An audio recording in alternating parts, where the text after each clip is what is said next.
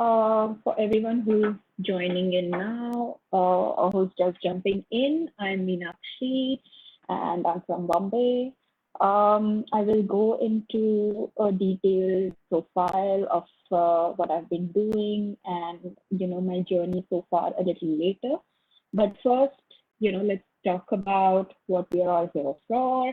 I wanted to actually take all of you through some of the strategies that I work with, when I'm working with brands and, um, the things that I use, some of the tips that I use when I want to uh, figure out what is the kind of communication we want to strategize for them.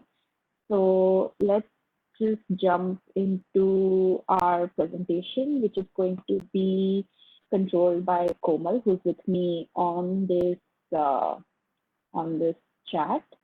Um, so for today's session, since we have a really wide set of audience, I thought it will be best to talk about some of the key points to keep in mind when it comes to content creation.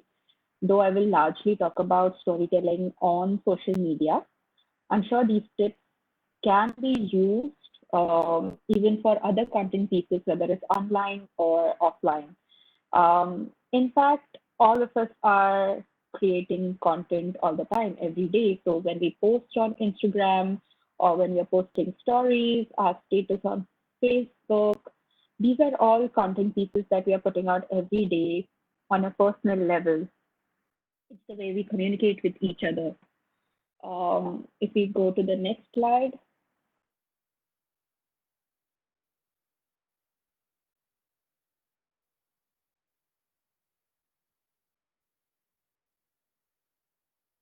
Komal, can we have the next slide, please?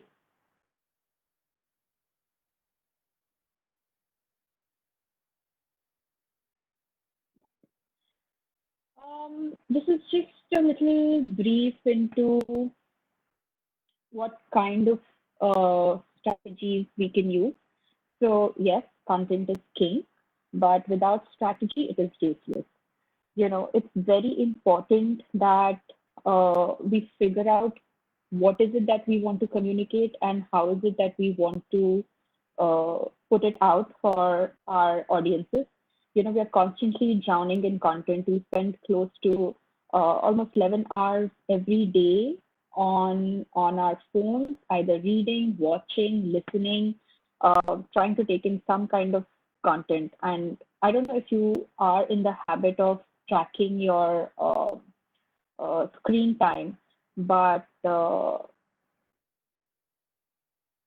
is something that I have been doing. And off late, I've noticed that my screen time has gone up. Like it's almost double. So earlier I used to be at around 2.5 hours a day, and now it's close to 6 hours a day. Komal, can you just go back to the previous slide, please?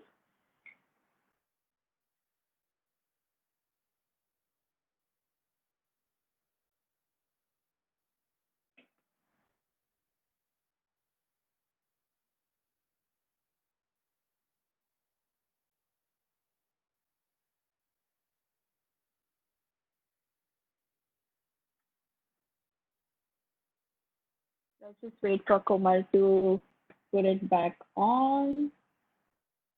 Um, so moving on, there is no magic formula of how it's done. A lot of things are fighting for our attention. So it's important that we have a solid strategy in place. Consumers have very little patience for poorly executed content. You see brands like Netflix, Amazon, Airbnb, they are increasingly killing it on social media, and they're also raising audience expectations. So when audiences get used to that kind of content, it's very important that all of us also, pay attention to what is it that we are doing with our brand strategy. Like I said, there is no magic formula. It's achieved with a lot of trial and error experimentation. This is one thing that I always tell my team. It's that you cannot be married to your first idea, or you cannot be married to your best idea, because in digital, you have to keep changing your communication strategy uh, almost on a daily basis. So something that works today may not necessarily work tomorrow. A good example of that is the current crisis that we are in. A lot of the brands obviously had to change the way they communicated with their audiences on social media based on what was happening around us. You know, we could know there has to be a lot of, we had to show a lot of empathy, we had to show a lot of hope, we had to show a lot of happiness in the content that we are creating. But at the same time, it had to be done in a very sensitive manner.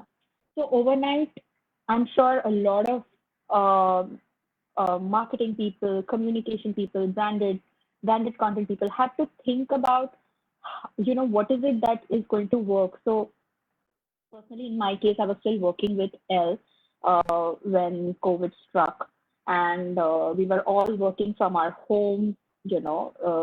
Overnight, our shoots had to be scrapped. We could no longer create, the fantastical worlds that magazines are, especially fashion magazines, are known for. So our language had to address what was going on, and we had to take actions accordingly.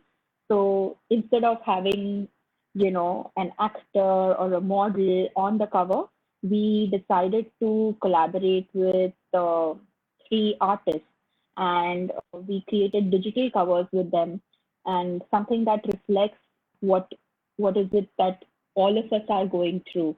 So, that was just one of the examples that I could think of about how you cannot be, you can't just have your one amazing idea and then stick to it, hoping that it will keep working and keep giving you numbers and hits every time. You just have to keep um, building on it layer by layer, figuring out what is it that is going to work next. So every time you need to have a mind that's constantly ticking with ideas. The other thing is to know your audience. This is like the most important thing. Whatever the product, whatever the service, whatever the brand, please uh, get your surveys in place so that you have a very, very clear definition of who your audience is. So you understand the demography, the professions, their personal preferences, their habits, their worldview, their opinions, their political leanings. All of this will help you understand what is it that makes them tick. What are the things that they are interested in, and that will help you create strategy uh, that will definitely win their hearts. So knowing your audience is of utmost importance. You cannot jump into content and communication without understanding who is it that you're talking to. It's like any conversation, right? Even between two people, when we are talking to each other, it's always nice to know what the other person's interests are. So it's easier to create talking points. It's easier to have a conversation. The same logic applies here as well. Connect with your audience. Um, find things that make find things that they are passionate about. Find things that they like to see, that they like to read, how they think, so that you know exactly what is it that you want to put out. So a lot of the things that we are discussing right now, I will take you through some examples. So, these ideas, these tips become clear then. Um, the other thing is you need to also figure out what are the different touch points for your content. So right from the first post that you put out, where you give a little information on what your brand is about, what is your mission, what is it that you want to do, who is the audience that you're catering to, who should be buying your product or using your service, to bring opportunities with each post. You create these touch points, and then you become sort of an indispensable part of their life slowly. Of course, it will not happen overnight. You will have to you have to spend a lot of time, a lot of effort building that audience.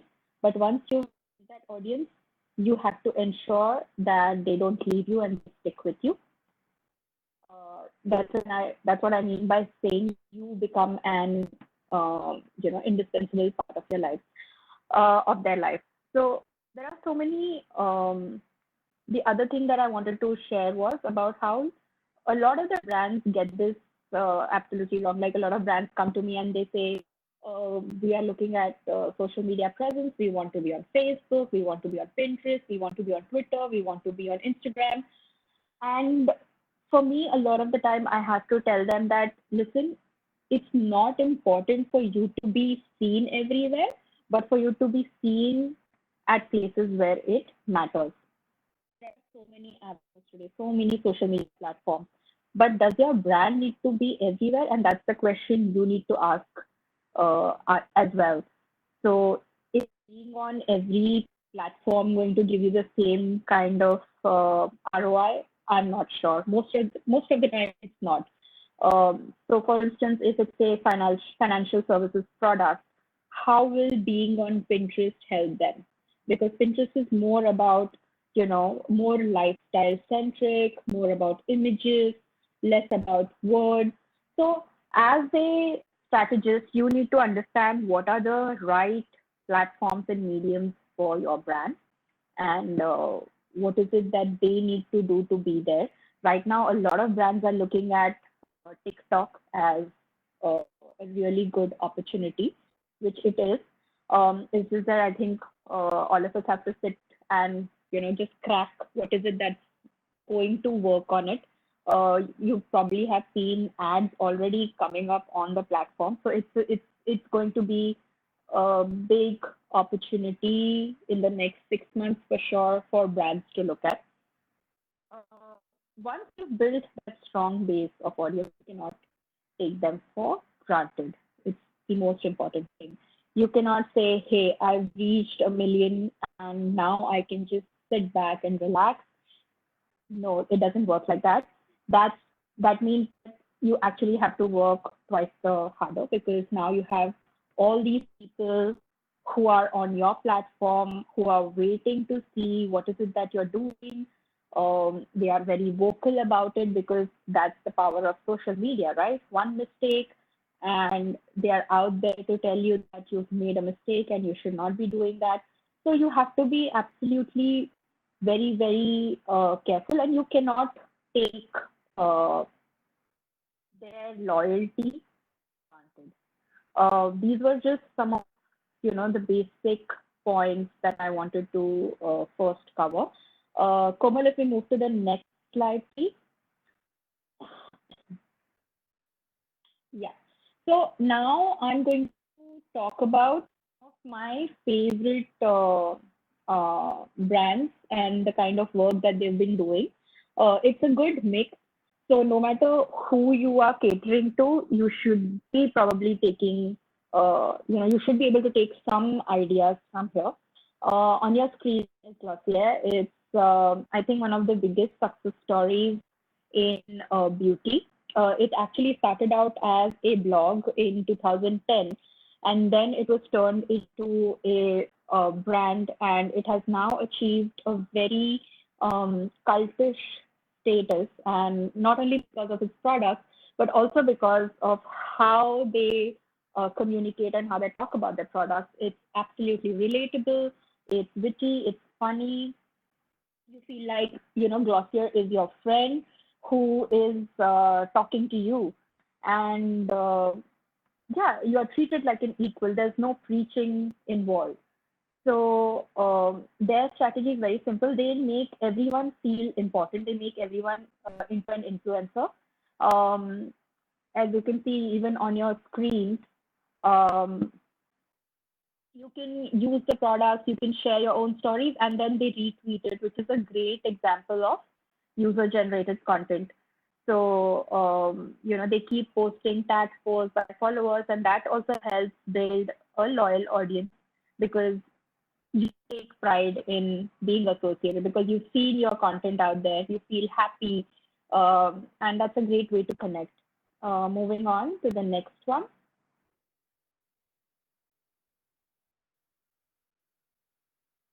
Now, this actually is a very, very interesting page, which I discovered very recently.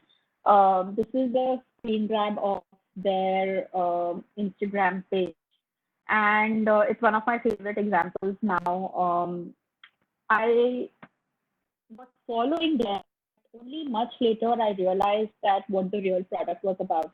So this is a investment firm which is solely working with women, and they have tried to solve a major problem that women face when it comes to money and investing. And the basic premise of the strategy is that even today, women let their fathers, husbands, brothers take financial decisions for them. They turn to them for advice.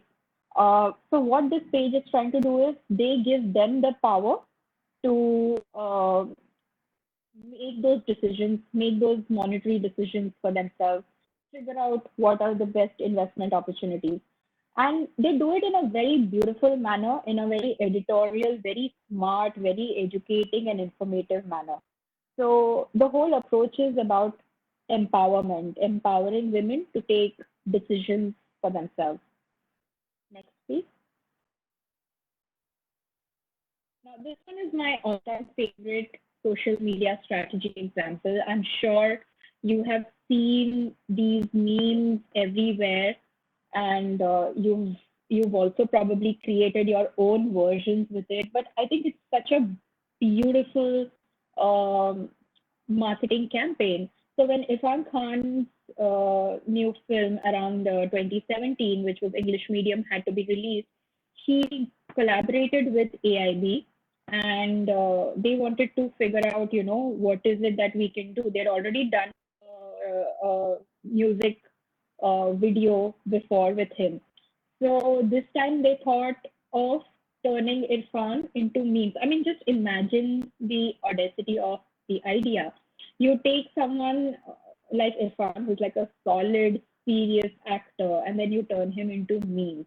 These memes are so popular that even today you can see them being shared everywhere.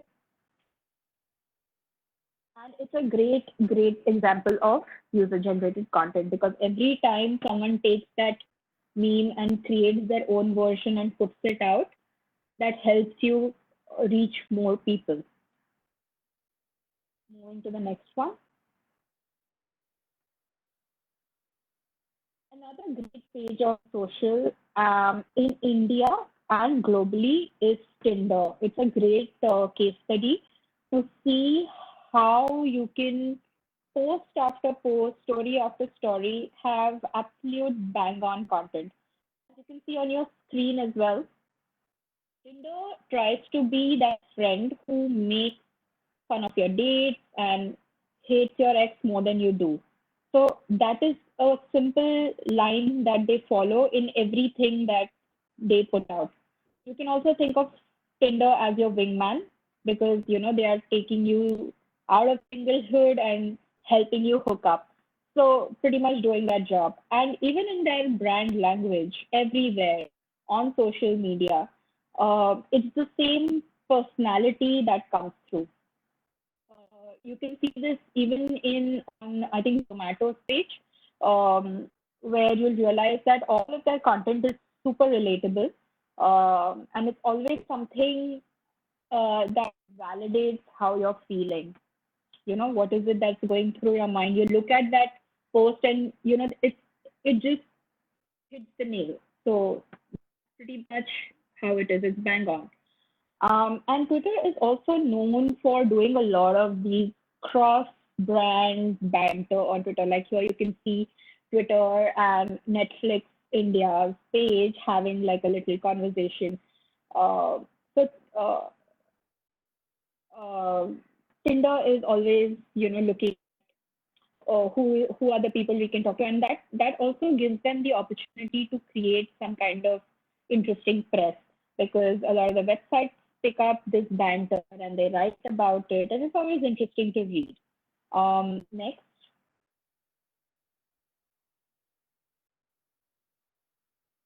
the next example is a very interesting one which I discovered recently. This page is called 29 Room. It's by Finery 29, and it's actually an interesting art project where they collaborate with artists from across the globe and create immersive art installations and experiences for people to come and take a look at and enjoy. So the idea is very simple. You have to create something that becomes a great backdrop for your Instagram selfies. So as a brand, they are very, very focused on the fact that people will come here to all these installations that we are creating across the world. They will come, they will take photographs, they will put it on social media, and that helps them reach more people. And this is a great opportunity that you're creating for brands to come on board. So if you are a platform, if you are a media platform, I think this is a genius idea where you're giving opportunities for brands to collaborate with you, which means, you're going to get, which means that there'll be commercials involved and great way to make money as well. Moving on. I can go on talking about a lot of these brands and their stories and what I love about them. But since we didn't have much time, I just focused on a few. And these are some of the other brands that I absolutely love: Pop Sugar, Goop, Netflix, Zomato, and YT, especially for the way they do Instagram stories. That you would feel that why would someone want to consume hard hitting news pieces, analytical pieces on social media, on Instagram? But they've broken that where they give you the information you need in a beautiful manner. All you need to do is go through their stories day by day, and you will have like a good list of stories to follow.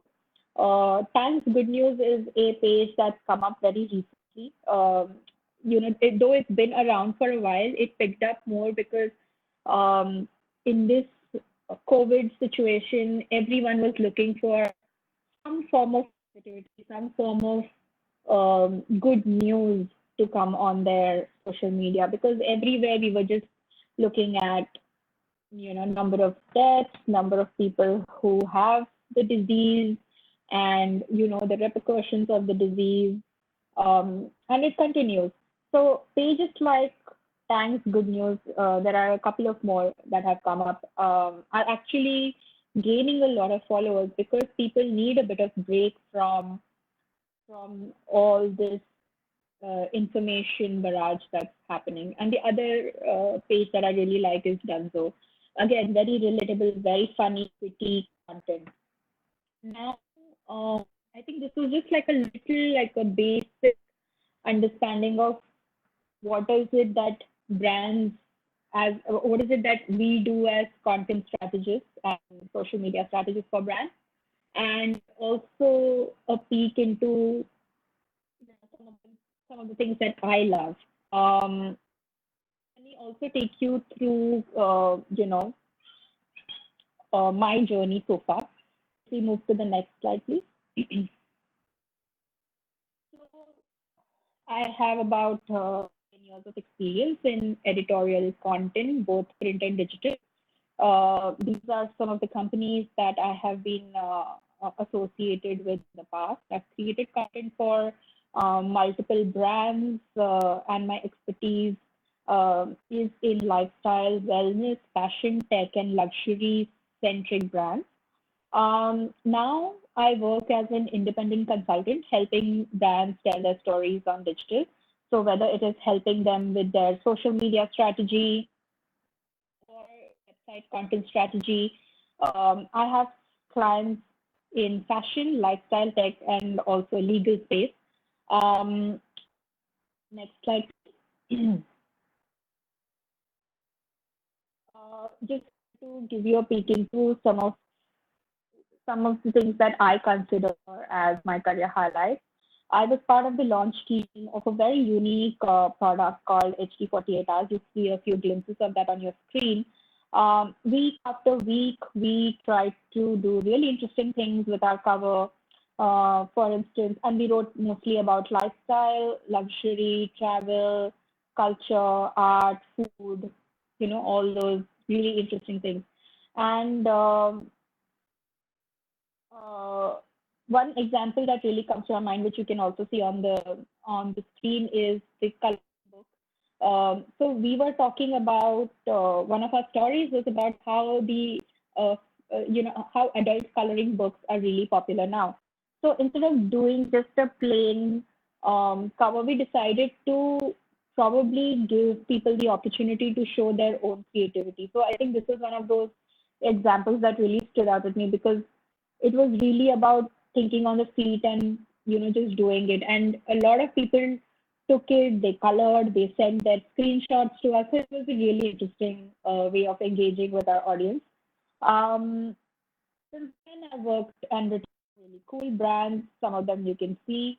The other wonderful opportunity that I got was at Elle, which was the last place I worked, was doing this amazing cover with Oprah. It was the first issue that I had to do when I joined them. So it was like a really, really challenging first assignment for me, but it was also equally satisfying.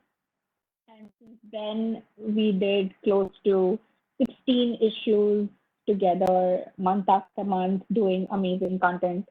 And now, after spending all these years doing editorial content and figuring out what is it that people really want, what is it that people really like to read, I am now focusing on helping brands figure the same thing out. So, if you are looking to, collaborate, can we move to the next slide, please? Yeah, if you're looking to collaborate, I'm here, I'm your person. I'm going to request Komal to just drop in my credentials. So, you can reach out to me. I would just like to end our session with a small tip. Don't be afraid to create and don't be afraid to collaborate.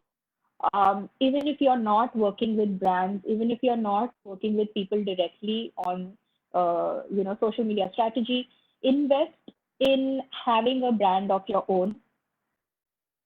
And I hope that the things that we discussed in our previous slides are some points that will help you do that. If you want to connect with me, the easiest way to reach me is on email, on Instagram. Um, and those details will be up soon. I think we have two questions that have been asked. One is, let me quickly check. Okay, content strategy tips for small businesses. Now, it's a, to be honest, it's a very broad question. I would need to know exactly what is it that your product is all about and what your business is all about. But still, the basic premise lies the same. You need to first understand what your audience is all about. You need to first understand who is it that your product or your service is targeting. That is the most important aspect of figuring out your next step. You need to be able to have them categorized in their demography, what is it that they do, their profession, male, female, age, all of those things need to be ready with you. And then you can start to figure out, okay, so if I am looking at a largely female audience in the age group of, say, 25 to 35, what is it that they like to read about? What is it that they would like to know about my product? For instance, you're in the beauty business and you have like a great line of skincare. So probably women might be interested in knowing whether this line of skincare is organic, what are the kind of ingredients that are there in this line of skincare that you have. So then you go into the second step, which is breaking down the information that you have about your own product and trying to give it to them. Um, And then from there on, you can, slowly start building your strategy.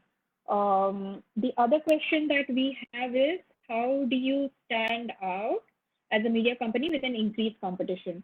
Um, this is what I spent 10 years of my life doing, to be honest. And uh, it was very challenging. Every day is a challenge. Every day you have to keep an eye out for your competitors and understand what is it that they are doing and how you can do something completely different. And yes, there is a very real issue of saturation. You will see that a lot of media organizations are doing similar things because, to be honest, digital is something like throwing darts in the dark. You know, everyone is trying to figure out what is it that's going to work because it's such a dynamic medium. There is no formula to it. Every day you spend all your energy trying to fix a problem, and then next day there is another problem to fix. And that's pretty much how it's been. So, most important thing and the most important aspect that I would think of is that be very creative and don't be afraid to be creative. The wackier the idea, the better it will be. And that's something a lot of my bosses and mentors had told me, and that's something that I always remember. That and digital also helps you be wacky and creative. So yeah, I think it just works out really well. The other question that I've got is, isn't there a content overload on social media? How do you deal with this and make sure your posts and content stand out? Uh, I think this is pretty much what I had answered even before this about making sure that you're using formats, making sure that you're using your own um, storytelling to stand out. One really good example is, again, I go back to the New York Times example. Um, a lot of people wouldn't be able to break down current affairs, heavy topics, well researched news articles into um, easy to consume stories. But that is the challenge that they found a solution to through their social media, through their Instagram stories. So I think just figuring out what is that exact problem and having a unique solution also helps. Um, are there any more questions that we have? If not, I just want to thank Sakshi and Komal for giving me this opportunity to connect with all of you and share my love for the written word. Um, and also, there is a type form that will be put out by the team where you could fill in your information and you'll be able to reach out to me. If there is any opportunity for us to collaborate or work together, I'd be happy to take this conversation ahead. And I just want to thank all of you once again for being with us today. And I will see you all offline, hopefully. Thank you.